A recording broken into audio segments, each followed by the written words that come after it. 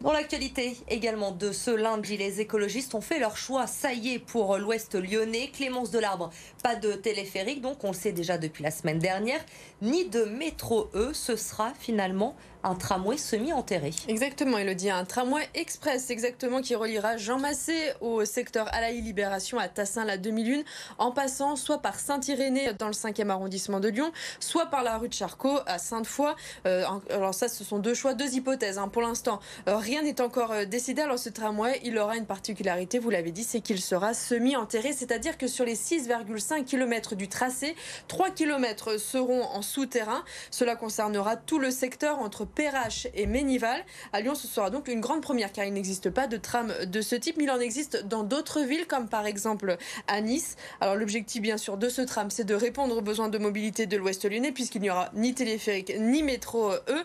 Mais pour Bruno Bernard, le président du Citral, n'y voyait pas là un plan B, écoutez-le. Cette solution, elle coûte 2 fois moins cher que le métro E. Elle va être réalisée 3 ou 4 ans plus tôt. Et elle sert aussi bien que le métro E en termes de mobilité des habitants, donc pour aller plus vite, pour nous permettre d'avoir des financements pour créer d'autres projets aussi sur le reste du territoire. Un métro, c'est pour transporter 2 à 300 000 personnes par jour.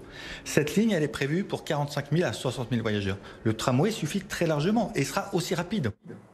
Alors avec ce tramway, vous pourrez par exemple relier le point du jour à Jean Massé en 15 minutes.